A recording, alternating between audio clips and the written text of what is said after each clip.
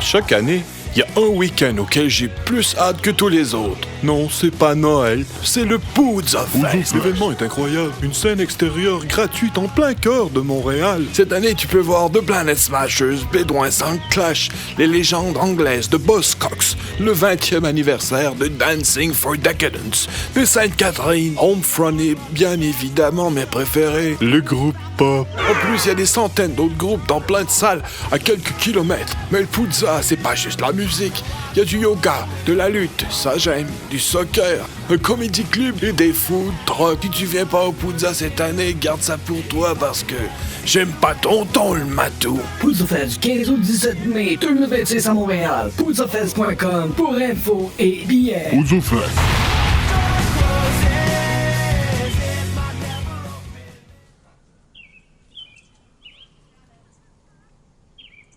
December heavy metal band Damage Plan took the stage at the El Rosa Villa. During their first set, Toutes les télévisions et les chaînes de radio américaines ont interrompu leur programme pour annoncer la mort de John Lennon. La nouvelle s'est répandue comme une traînée de foudre dans les rues de New York. Tupac Shakur dead in Las Vegas, ironically, on this Friday, the 13th.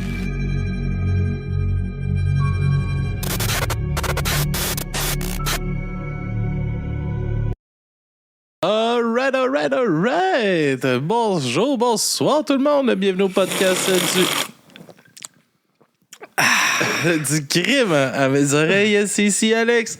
Et aujourd'hui, en compagnie de mon seul et unique ami. Ami? Non, t'es pas mon seul ami. Mais seul et unique Papy Joe. Ouais. L'amateur de ASMR. Et de hot dog. Hein? On peut-tu combiner les deux? Quand tu sens aujourd'hui, je vais arranger la caméra. Je trouve que t'es trop loin.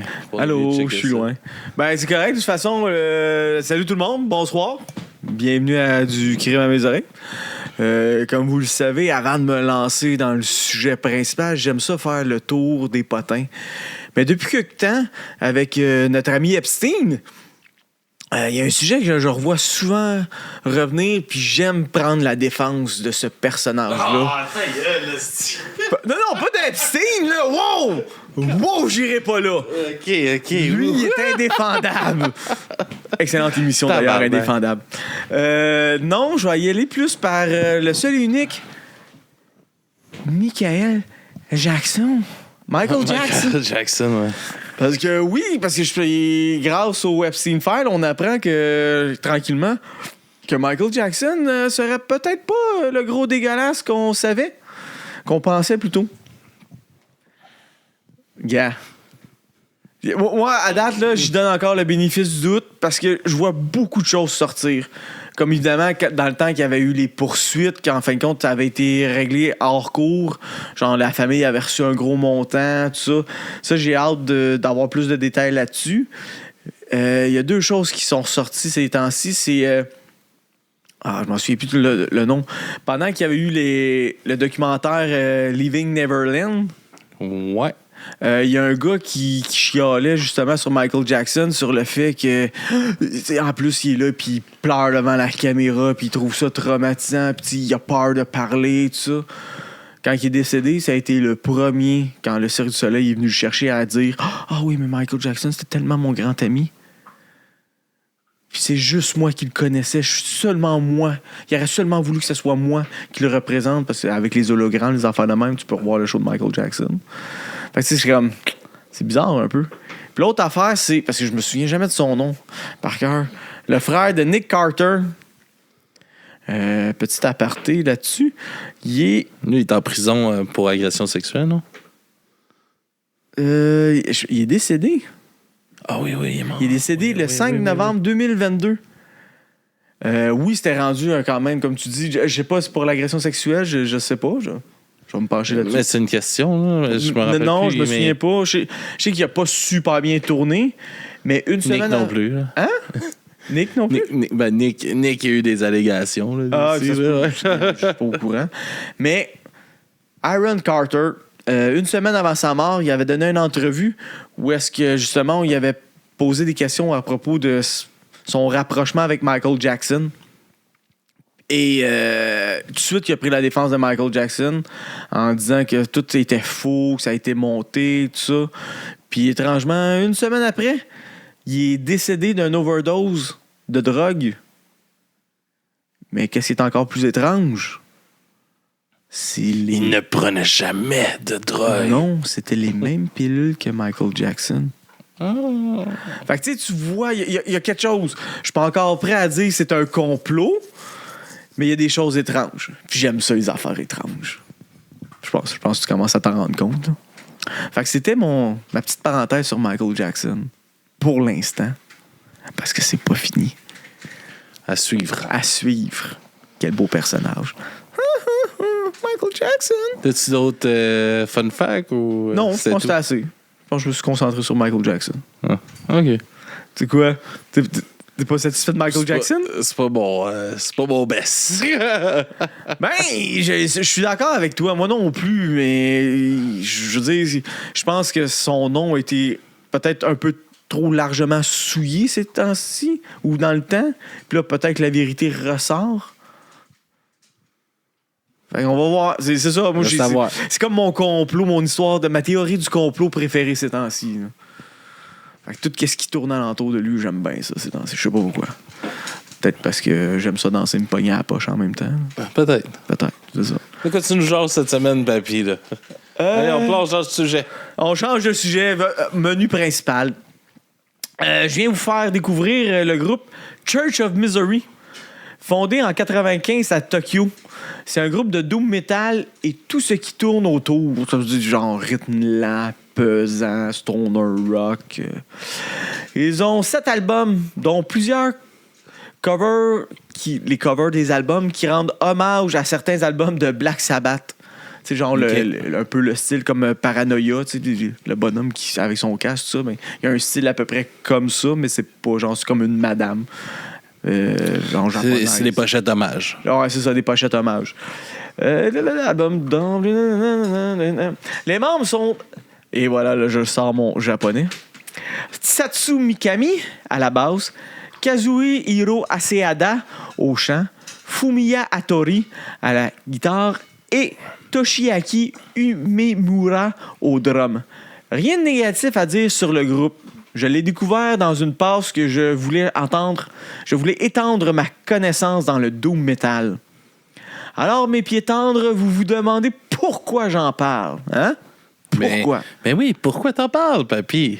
Ben, ça me tente. Non, car ils ne seront pas cassés la tête sur le sujet de leurs chansons. 85% de leur catalogue sont des chansons sur des tueurs de masse ou de tueurs en série. Ils chient de la balade meurtrière comme un grand-père qui a la diarrhée. Hey, en parlant de balade meurtrière, j'ai parlé à Philippe dernièrement. Puis il va bien? Ben oui, il va bien. Il a pogné un contrat en Afrique de travail puis tout ça. Ah, nice! Puis on devrait bientôt enregistrer quelque chose ensemble. Je dis ça comme ça. Quel hasard. J'ose pas de date, là, mais on s'est parlé pour prévoir un enregistrement bientôt. Ce sera le retour de Philippe derrière le micro du crime à mes oreilles. Ah, c'est bon. Philippe, il aime répondre à mes questions du vendredi. Ah oui, il répond. Oui, je pensais pas qu'on pouvait avoir de la haine envers un peintre. Ah oui? ça m'a un peu touché. J'aime ça les gens qui ont de la haine, mais envers un peintre, j'ai comme Chris. Tu peux pas détester. Lequel? Je le nommerai pas pour l'instant parce que c'est... Mais c'est juste comme à chaque fois que je pense à un peintre, je pense à Bob Ross, puis c'est comme un être de douceur, cet homme. C'est pas contre Bob Ross, par exemple. Ça me sera pas la seule fois que je vais vous déblater cette intro, mais aujourd'hui, je vais me pencher sur la chanson Born to Raise Hell de l'album House of the Unholy. Une composition de 7 minutes 33 qui nous parle du charmant Richard Specht. Richard Specht. Est-ce que ça dit quelque chose? Je ne connais pas Richard Specht. Moi non plus, je le connais. Est-ce que je devrais connaître Richard Specht? Ben, tu vas le connaître après. Non, mais est-ce que dans l'imaginaire un peu, je devrais connaître Richard Specht? Ben non, honnêtement, moi je le connaissais pas jusqu'à temps que je commence à faire mes recherches sur le joyeux personnage. Puis qu'est-ce qui m'a surpris, c'est... Spoiler, peut-être. Le prochain Netflix qui fait des Monsters, les séries de Netflix sur les tueurs. Ouais. Ben, ça serait probablement le prochain. Richard Speck. Ouais.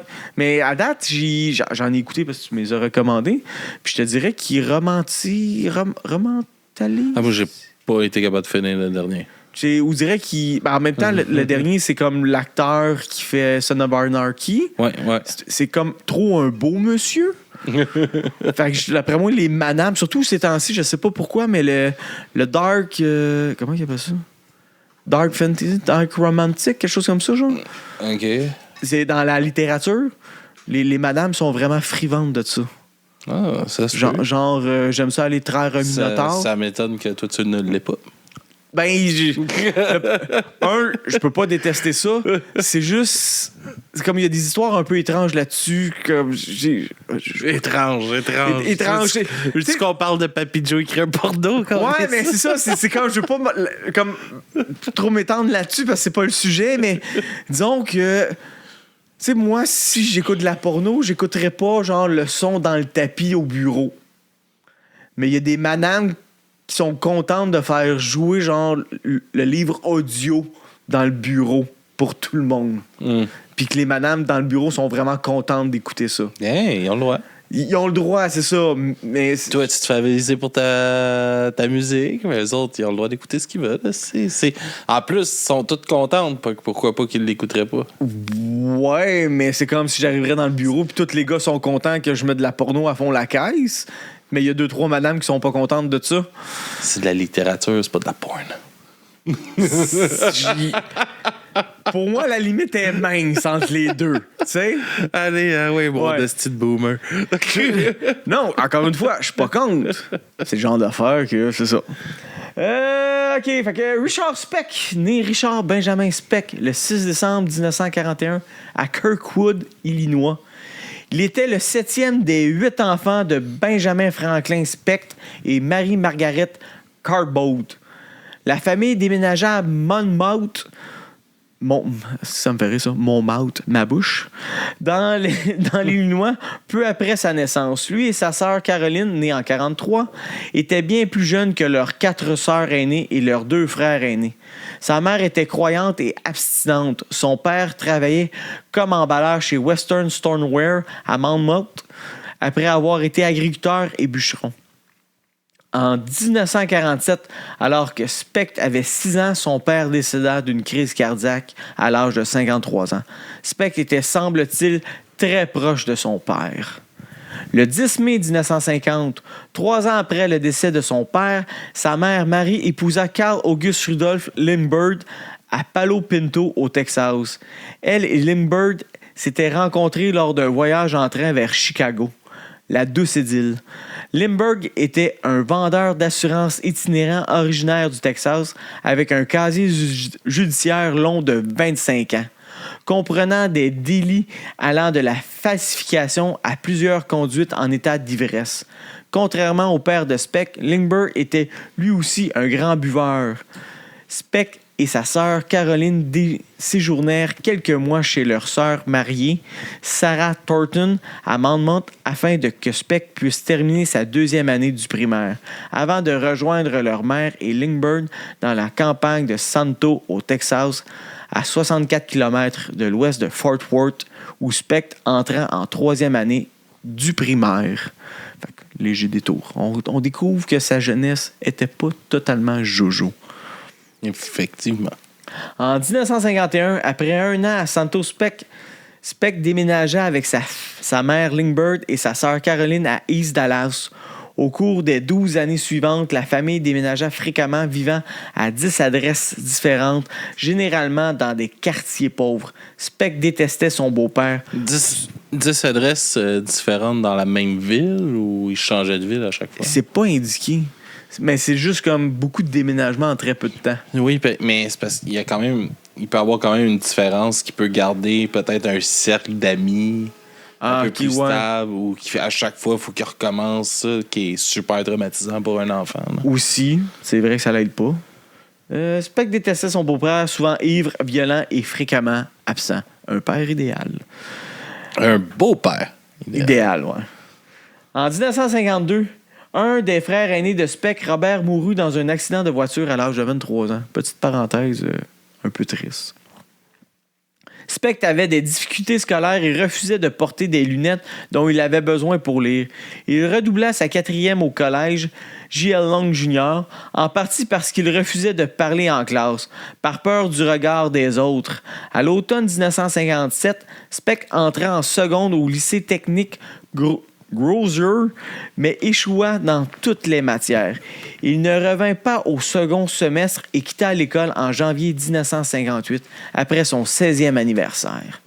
Speck commença à boire de l'alcool à l'âge de 12 ans et à 15 ans, il s'enivrait presque tous les jours.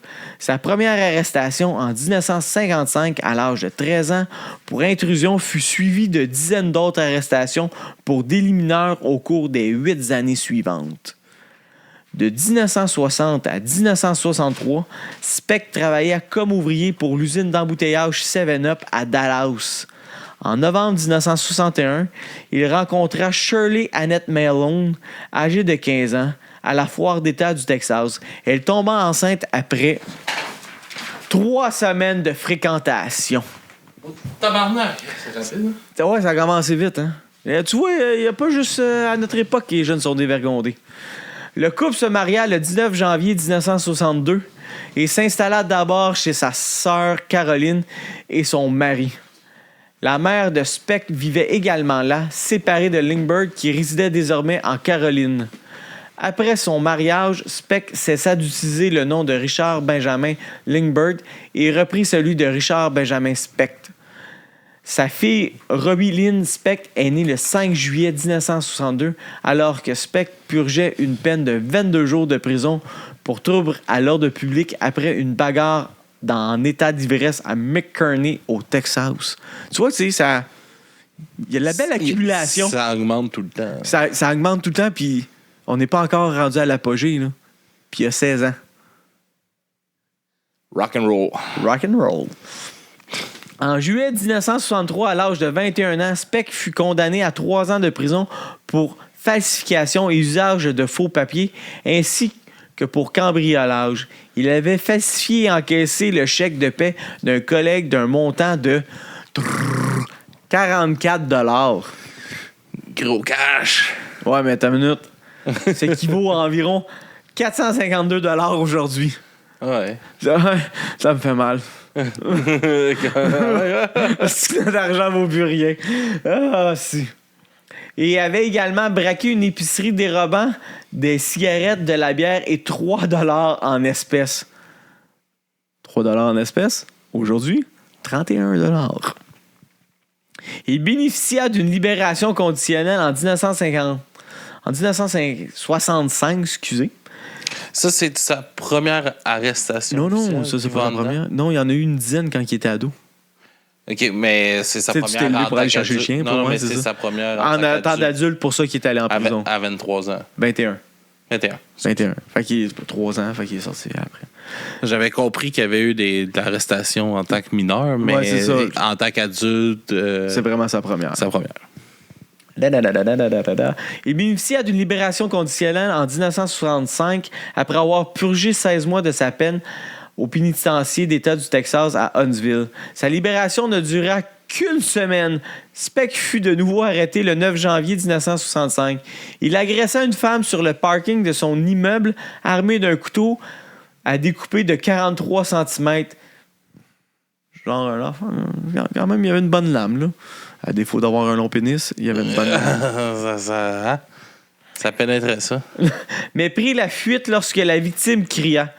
La police arriva en quelques minutes et l'appréhenda quelques rues plus loin. Speck fut reconnu coupable de voies de fait graves et condamné à 16 mois de prison.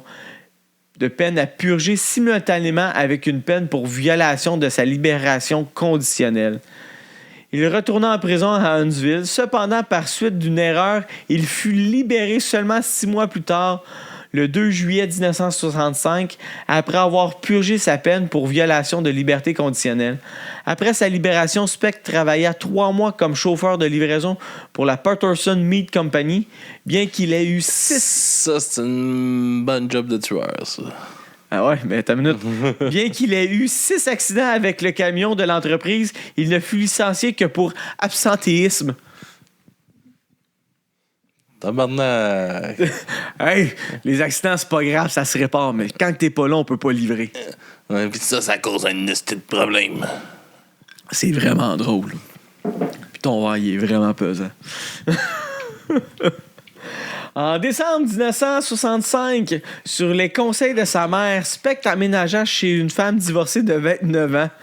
Je sais pas quel conseil tu peux donner à ton fils. Ouais, elle est divorcée, elle a 29 ans, elle est plus vieille que toi. Prends-la.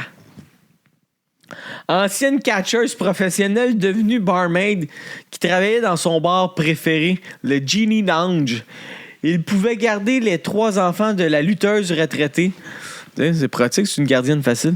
En janvier 1966, Malone, la fille de 15 ans qui l'a gonflé, séparée de Spectre, demanda le divorce. Le même mois, Spectre poignarda un homme lors d'une rixe au couteau à Genie Lounge. Il fut inculpé de voies de fait graves, mais l'avocat de la défense engagé par sa mère obtint la requalification des charges en trouble à l'ordre public.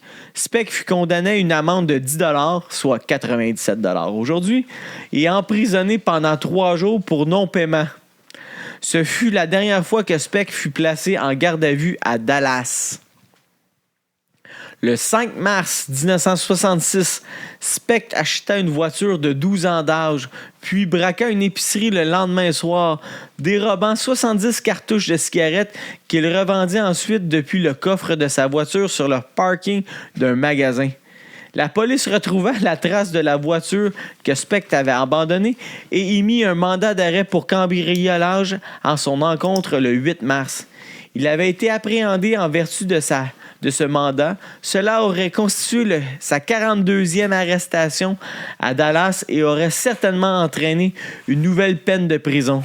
Le 9 mars 1966, la sœur de Spectre, Caroline, le conduisit au dépôt de bus de Dallas où il prit un bus pour Chicago dans l'Illinois pour un nouveau départ.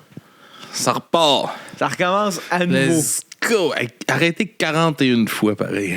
C'est fou, hein? Comment ça a été une petite shot, là? Je sais pas à quel point tu attends 41 fois, puis tu dis, oh, 42, je pense que ça fait trop. On a des limites.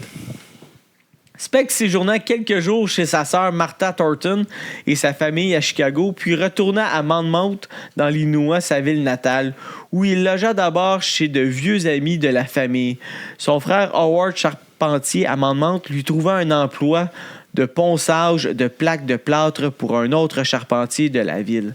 Spectre entra dans une colère noire en apprenant que son ex-femme s'était remariée 2 jours après son divorce. Prononcé le 16 mars 1966. C'est rapide quand même, hein? Ben, 2 jours après le divorce. je pense, mais en même temps, ça faisait longtemps qu'elle était séparée. Ouais. Fait que c'était juste, elle entendait les papiers de divorce pour aller butiner ailleurs. Ben, elle devait butiner ailleurs, mais que ça soit plus officiellement. Pour se marier après 2 jours après. Pour que l'Église soit heureuse. Ouais, c'est ça. La calice d'église.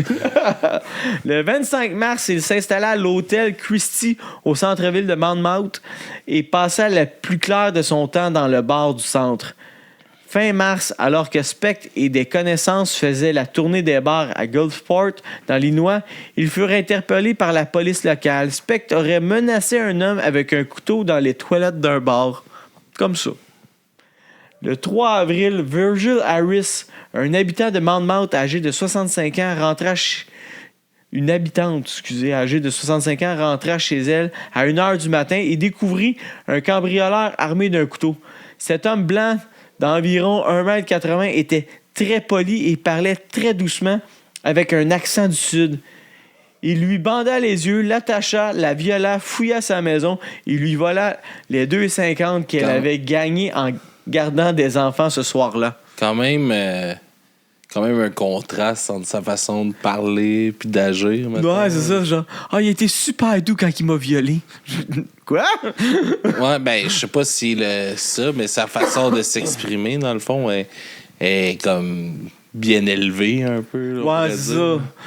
En tout cas, c'est une drôle de mentalité que je n'aurai jamais. Ouais.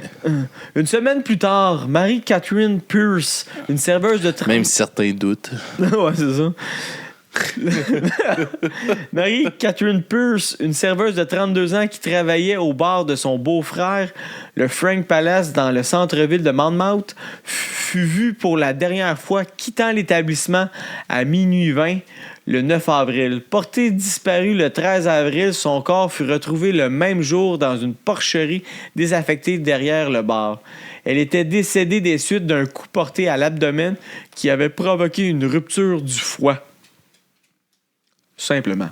Speck fréquentait régulièrement le restaurant Frank Palace. Simplement. Ça devait être un hostie de coup, hein? C'est ça que je suis en train de me dire. Je suis là. Est-ce que c'est celui-là? Il l'a attaqué? Non, il l'a frappé aussi. Simplement. Speck fréquentait régulièrement le restaurant Frank Palace et la porcherie vide était l'une de celles qu'il avait aidé à construire le mois précédent. Aussi, la police de Monmouth l'interrogea brièvement au sujet de la mort de Pierce lorsqu'il se présentait le 15 avril pour percevoir son dernier salaire de charpentier. Il lui demanda de rester en ville pour un interrogatoire plus approfondi. Le 19 avril, lorsque les policiers se rendirent à l'hôtel Christie pour poursuivre l'interrogatoire de Speck, ils découvrirent qu'il avait quitté l'hôtel quelques heures plus tôt, valise à la main, prétextant aller à la laverie automatique. En réalité, il avait quitté la ville. La perquisition de sa chambre... Hein? J'ai dit classique. C'est ouais. poussé, notre tabarnak. La perquisition de sa chambre permit de retrouver une radio et des bijoux fantaisie que Mme Virgil Harris, la vieille madame, avait déclaré volés à son domicile, ainsi que des objets volés lors de 2 autres cambriolages commis dans la région le mois précédent. Tu sais, on fait des liens. Encore une couche de plus sur M. Speck. Le 19 avril 1966, Speck retourna séjourner chez sa sœur Martha. On pourrait dire l'enfoiré Speck à la place de monsieur, je pense. Ben, moi, j'essaie de rester poli. Ça reste un enfoiré. Hein? Ouais. Moi, je suis quelqu'un de poli dans la vie. Oui. Tu le sais. Comme monsieur Speck. Comme M. Speck. Et avec sa voix douce et calme. Speck retournait séjourner chez sa sœur Martha dans son appartement situé au 2e étage dans le quartier d'Old Irwin Park, au nord-ouest de Chicago. Martha y vivait avec son mari Jane Thornton et leurs 2 filles adolescentes. Avant son mariage, Martha était infirmière en pédiatrie et son mari Jane travaillait la nuit comme aiguilleur à la gare. Est-ce que tu sais c'est quoi aiguilleur à la gare? C'est celui qui enligne les rails là, quand il faut que ça switch. Hey, Chris, t'es bon! Agent de chemin de fer chargé de la manœuvre de signaux et d'appareillage de voie. Moi, quand j'ai vu ça, aiguilleur, j'étais comme... Fuck! Hein? J'étais allé checker c'était quoi, là. J'avais aucune idée. Puis pourtant, j'étais allé au musée du train. Aller au musée du train, c'est vraiment cool. Même si vous tripez pas ces trains, vous allez devenir autiste puis vous allez aimer ça. Sortir avec quelqu'un de mégantique. Spécial viande fumée. OK, Speck le raconta une histoire incroyable. Il aurait dû quitter Monmouth après avoir refusé de vendre de la drogue pour un réseau criminel local.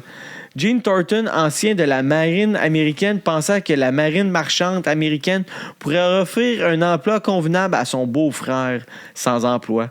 Le 25 avril, il l'accompagna donc au bureau des gardes-côtes américains pour demander une autorisation de travail comme matelot stagiaire.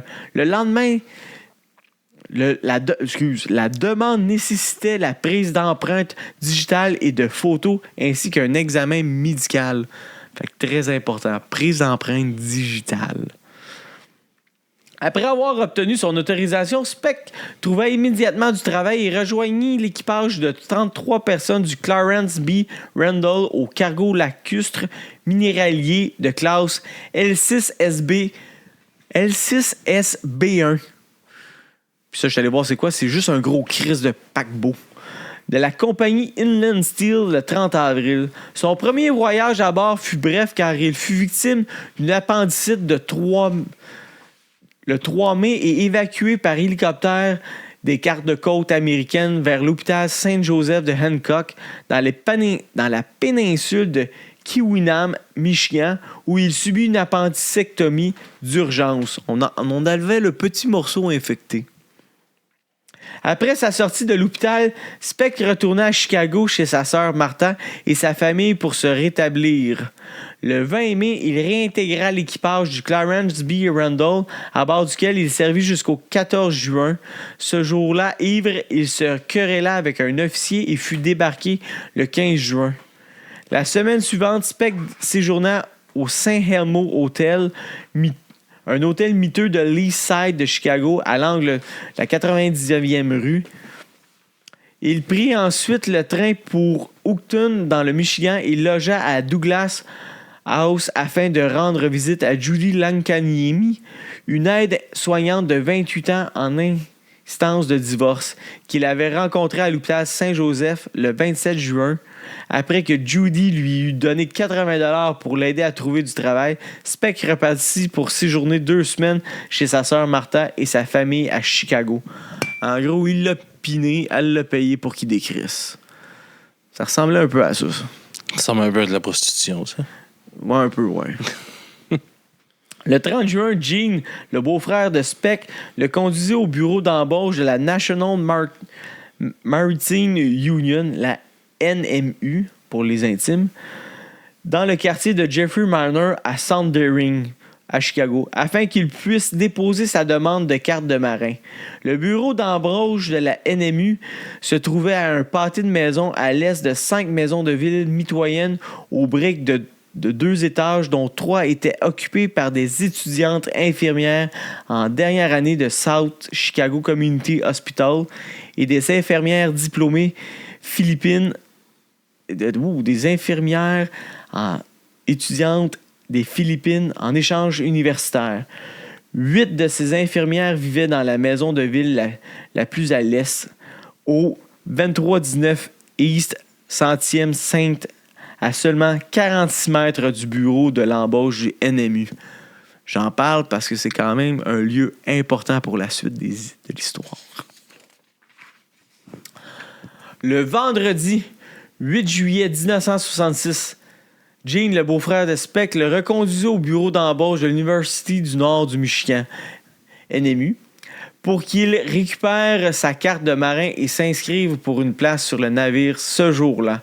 Speck fut devancé par un marin plus ancien pour une place à bord du SS Flying Spree. Il retourna chez sa sœur Martha pour le week-end. Le lundi 11 juillet, Speck s'éternisa chez sa sœur Martha et sa famille après avoir fait ses valises et avoir de nouveau été conduit par son beau-frère au bureau d'embauche de la NMU. Pour attendre une place sur un navire, Speck passa la nuit à la pension de Pauline, située à environ 1100 mètres de là. Le mardi 12 juillet, Speck retourna au bureau d'embauche de NMU en milieu d'après-midi. Il reçut une affectation sur le pétrolier SS Sinclair Great Lake de la compagnie Sinclair Oil, situé à 30 minutes de route à East Chicago, dans l'Indiana. À son arrivée, il constata que sa place était déjà prise et fut ramené au bureau de recrutement de l'UNMU, qui était alors fermé. N'ayant pas les moyens de se loger en pension, Speck déposa ses bagages 6 rues plus loin, à la station-service Manor Shell, et dormit dans une maison en construction près de la 103e rue. Le mercredi matin, 13 juillet, Speck récupéra ses bagages et se présenta au bureau de recrutement de la NMU.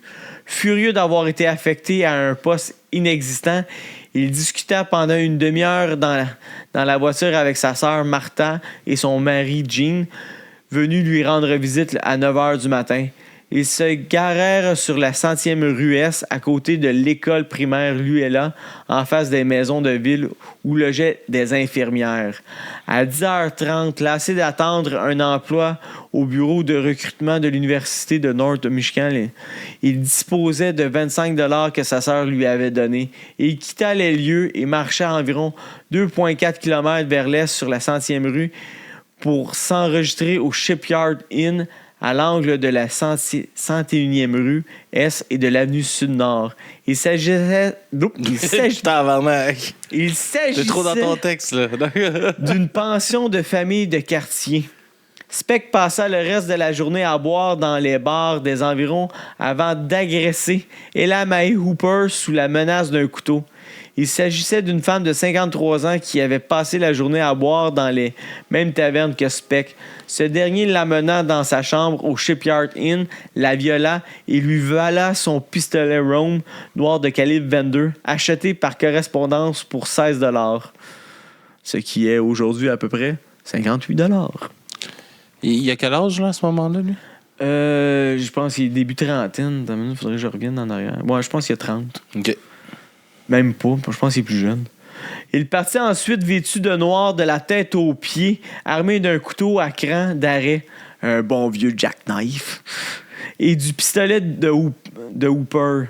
Après avoir dîné au Kay Pilot House, un restaurant voisin, Speck retourna boire au bar le Shipyard Inn jusqu'à 22h20, puis marcha environ 2,4 km vers l'ouest jusqu'à la maison des infirmières. Le 13 juillet 1966, à 23h, Speck s'introduisit par infraction dans la maison des infirmières. Il pénétra et, armé d'un simple couteau, tua Gloria Davy, Patricia Matuzek, Nina Jo Il fait boucherie. Schmelly, Pamela Wilkening, Suzanne Ferris, Marianne Jordan, Merlita Gargulo et Valentina Passion. Speck, qui affirma plus tard être sous l'emprise de l'alcool et de la drogue, avait peut-être initialement prévu de commettre un cambriolage de routine. Il séquestra les femmes dans une pièce pendant des heures, les faisant sortir une par une, les poignardant ou les étranglant à mort, puis viola et étrangla sa dernière victime. Gloria Davy, âgée de 22 ans, un intervalle de 20... tabarnak. Ouais, c'est ça. OK, c'est ça. C'est la dernière de 22 ans qui l'a tué et violé. Mais un intervalle de 20 à 30 minutes séparait chacun des meurtres. Une femme, Corazon Amurao, a échappé à la mort en rampant et en se cachant sous un lit pendant que Speck était absent. Il est possible que Speck ait perdu le compte ou qu'il sache que 8 femmes vivaient dans la maison. OK, c'est ça. Ou qu'il savait que 8 femmes vivaient dans la maison, mais ignorait qu'une 9e y passait la nuit. Amurao est resté caché jusqu'après 6 heures du matin. Et... Voyons. Je me suis fourré dans mes lignes. Jusqu'à 6 heures du matin. Amurao et 2 des victimes... Il va falloir que tu changes les lunettes. OK, c'est ça. Amurao et 2 des victimes, Gargulo et Passion, étaient des infirmières des Philippines en échange universitaire. Je pense qu'ils n'ont pas fini leurs études. Non. Sur la scène de crime, des empreintes digitales furent relevées. Elles correspondaient à celles de Speck. Les médias sautèrent sur l'événement. Un portrait robot fut diffusé. 2 jours après les meurtres, un vagabond nommé Claude Lunsford identifia Speck. Le soir du 15 juillet, Speck et Lunsford et un autre homme avaient passé la soirée à boire sur l'escalier de secours de l'Hôtel Star. Le 16 juillet, Lunsford reconnut le portrait robot du meurtrier dans le journal du soir et appela la police à 21h30. Après avoir trouvé Speck dans sa chambre à l'Hôtel Star, la police ne répondit cependant pas à l'appel. Speck tenta alors de se suicider et le réceptionniste de l'Hôtel Star appela les secours vers minuit. Speck fut transporté à l'hôpital du comté de Cook à minuit 30 le 17 juillet. À l'hôpital, il fut reconnu par Leroy Smith, un interne en chirurgie de 25 ans qui avait lu un article de journal concernant le tatouage « Born to Raise Hell ». Born to raise hell! I was born to raise hell! La police fut appelée et Speck fut finalement arrêté. Parce que, tu sais, un clodo qui appelle, ça vaut rien, mais, tu sais. Les inquiétudes suscitées par la récente décision Miranda... Oui, parenthèse.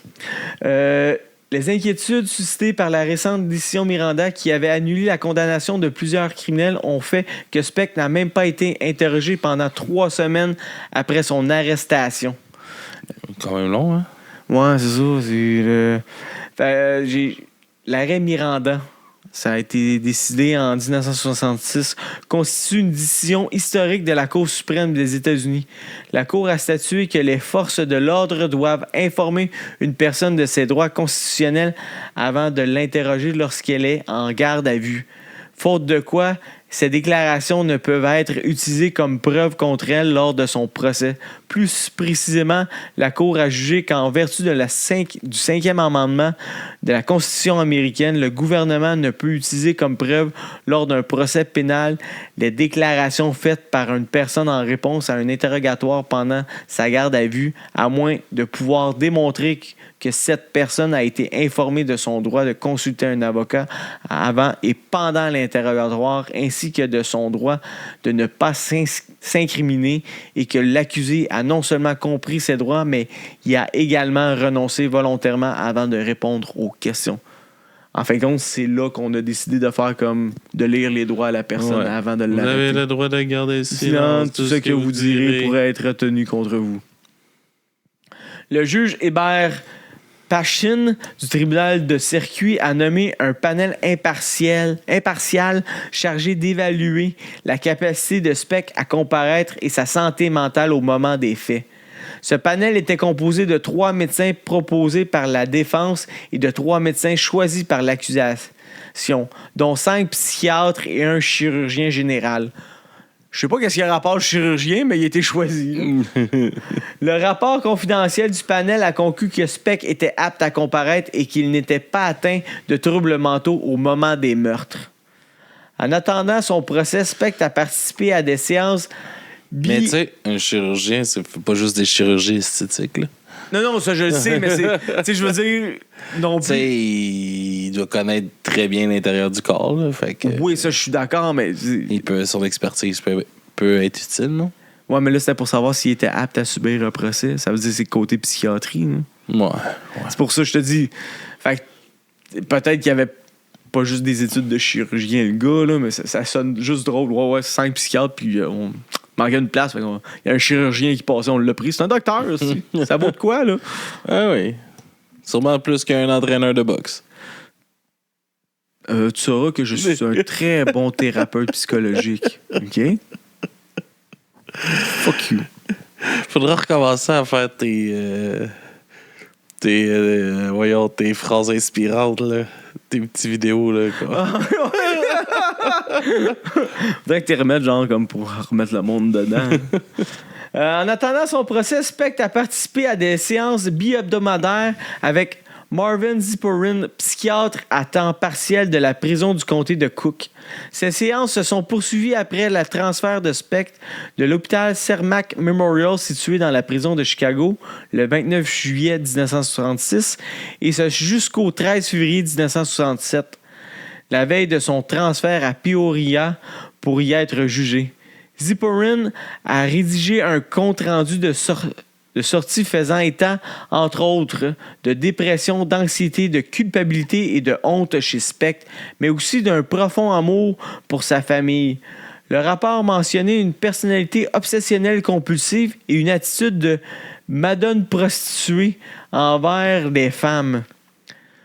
J'ai pas compris trop c'était quoi une madone prostituée. Ça veut dire... C'est en gros, qu'est-ce que je pourrais dire en ce moment, c'est un simp. OK.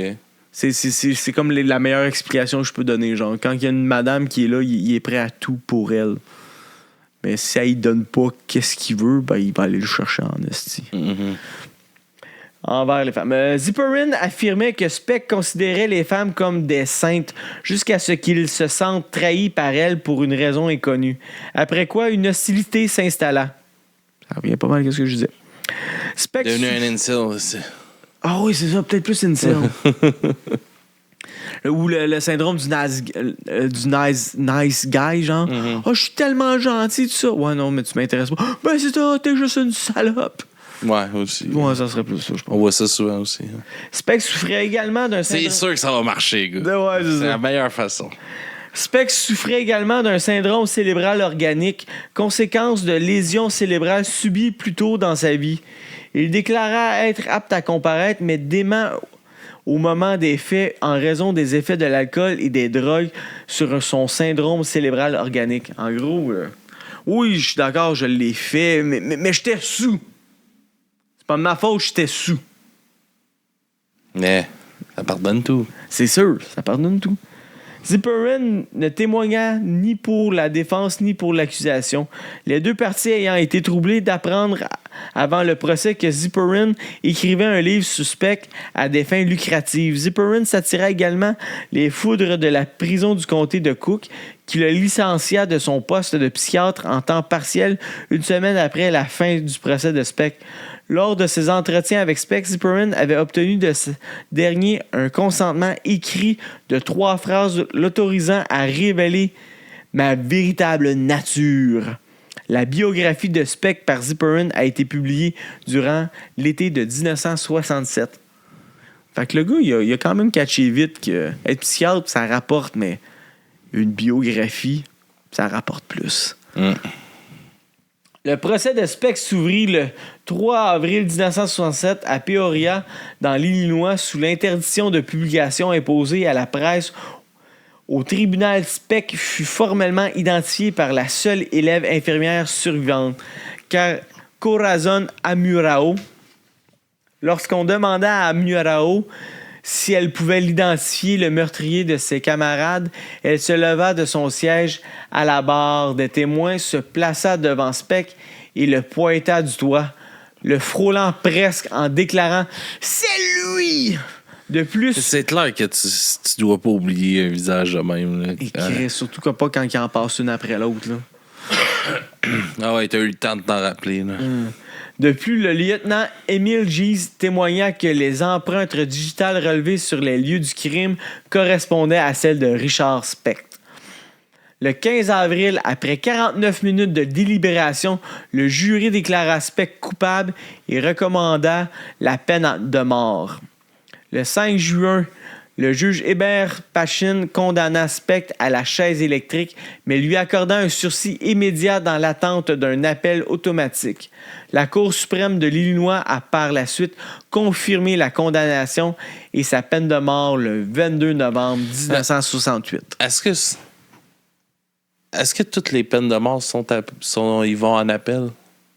C'est une bonne question, mais d'après moi, c'est sûr que tu vas essayer d'aller en appel.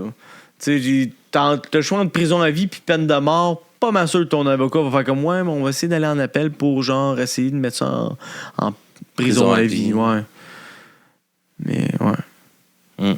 Je me demandais si c'était comme pas mal parce que tu sais là ça a été fait comme un automatisme. Là, ouais, c'est ça.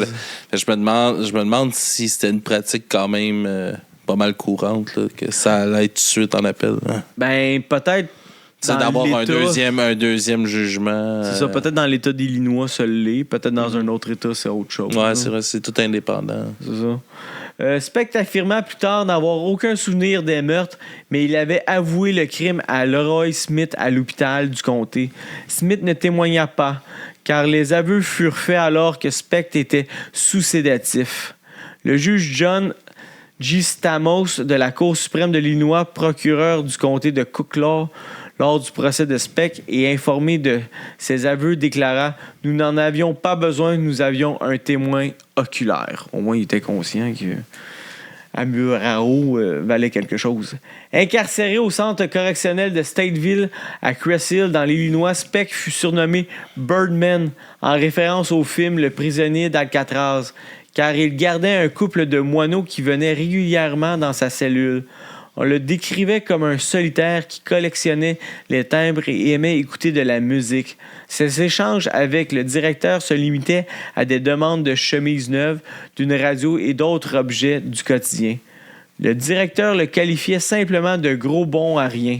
Speck n'était pas un détenu modèle. Il était souvent pris en possession de drogue ou d'alcool. Il est allé soft dans les insultes. Un gros bon à rien. Ouais, mais en même temps, ça, tu sais. Il est pire que ça, c'est. La drogue, les seuls méfaits qu'il a fait, c'est de la drogue puis de l'alcool de contrebande. Les sanctions infligées pour ces infractions ne l'arrêtaient jamais. Comment pourrais-je avoir des ennuis? Je suis ici pour 1200 ans. On s'en calisse, rendu là. Speck détestait les journalistes et n'accorda qu'une seule interview à la presse en 1978 au chroniqueur du Chicago Tribune, Bob Greene. Au cours de cet entretien, il a avoué publiquement les meurtres pour la première fois et a déclaré qu'il pensait sortir de prison d'ici l'an 2000, date à laquelle il espérait ouvrir sa propre épicerie. Lorsque Greene lui a demandé s'il se comparait à des tueurs célèbres comme John Dillinger, il a répondu « Moi, je ne suis pas comme Dillinger, ni comme personne d'autre. Je suis un monstre. » Dans un film réalisé par des détenus du centre correctionnel de Stateville en 1988, Speck raconta les meurtres brutaux en détail. Il déclara de nouveaux être sous l'emprise de stupéfiants ce soir-là, mais il réfuta ensuite l'idée que la drogue constituait une circonstance atténuante, affirmant qu'il aurait tout aussi bien pu le faire à jeun. Fait que tu sais, quand même... Il raisonne un peu. C'est ça. Ça n'enlève rien à ses meurtres. Mais il fait un peu de cheminement. C'est ça. Ce n'est pas comme à la télé. Il faut y aller pendant environ 3 minutes et demie. Ça demande beaucoup de force étrangler quelqu'un. Mm-hmm. Fait que c'est... Tu peux pas être trop scrap pour faire ça. C'est ça. Speck a déclaré qu'au moment des meurtres, il n'éprouvait rien, mais que les choses avaient changé. Je n'ai rien ressenti du tout cette nuit-là. On m'a dit qu'il y avait du sang partout. Je ne me souviens de rien. C'était comme si de rien n'était. Je suis vraiment désolé. Pour ces filles, pour leur famille et pour moi. Si c'était à refaire, ce serait un simple cambriolage. La dernière pensée de Speck... C'est pas qu'il ferait rien. Ouais, c'est ça. La dernière pensée de Speck au peuple américain fut « Dites-leur de continuer à me haïr. Je sais que ça leur remonte le moral et je ne sais pas ce que je ferais sans ça. » Dans son livre Mindhunter, Inside the FBI Elite Serial Crime Union, John E. Douglas, de l'unité des sciences du comportement du FBI, relate un incident révélateur survenu en prison que Speck lui a confié lors d'un entretien. Il avait trouvé un moineau blessé qui s'était introduit par une fenêtre brisée et l'avait soigné jusqu'à ce qu'il soit rétabli. Une fois l'oiseau assez fort pour se tenir debout, il lui avait attaché une ficelle à la patte et l'avait fait se percher sur son épaule. À un moment donné, un gardien lui a dit que les animaux de compagnie étaient interdits. « Je ne peux pas le prendre », a rétorqué Speck avant de s'approcher d'un ventilateur et d'y jeter le petit oiseau. Horrifié, le gardien a dit « Je croyais que vous aimiez cet oiseau. »« Je l'ai fait », répondit Speck. « Mais si je ne peux pas l'avoir, personne ne le pourra. » Oh, un petit pattern de jalousie, ça. Tu vois que malgré le fait de son cheminement, il reste un peu zigoto. Ouais, un peu beaucoup. Peu avant le 5 décembre 1991, Speck fut transféré du centre correctionnel de Stateville à l'hôpital Silver Cross de Joliette dans l'Illinois après s'être plaint de fortes douleurs thoraciques. Il décéda plus tard, au petit matin du 5 décembre, vraisemblablement d'une crise cardiaque, la veille de ce qui aurait été son 50e anniversaire. Le médecin légiste déclara que Speck souffrait d'une hypertrophie cardiaque, d'emphysème et d'artères obstruées, facteur qui avait très probablement contribué à sa crise cardiaque fatale. Craignant que sa tombe ne soit profanée, la sœur de Speck exigea sa crémation et la dispersion de ses cendres dans un lieu tenu secret de la région de Joliette, en Illinois. On va aller pisser partout à Joliette, en Illinois. C'est un peu exagéré comme situation. On va se demander pourquoi. Le monde fait pourquoi? Parce que je déteste Speck. Puis tout le monde va faire comme qui? Fuck Speck. Fuck Speck. Fait que... évidemment, petit retour sur les meurtres. Ça devait être un traumatisme d'attente entre chaque. Tu vois, t'as comme ta cabine surtout la gang, d'infirmières. Là, ouais, ben c'est ça. En fin de compte, qu'est-ce qui arrive, c'est que t'es là, 20 minutes plus tard, il y en a une autre qui sort, puis t'es comme, mais qu'est-ce qui se passe? Ben, tu dois le savoir, qu'est-ce qui se passe, là, t'entends tout pareil. Je sais pas, c'est ça. On ne saura jamais ce détail-là, mais comme tu dis, c'est-tu parce que genre, il l'a violé, il a relâche, fait que je suis aussi bien d'attendre, puis je vais survivre, genre, ou si j'essaie de fuir, ou il était quand même au 2e étage, sauté de la fenêtre, c'était-tu des barreaux, j'ai pas rien trouvé là-dessus.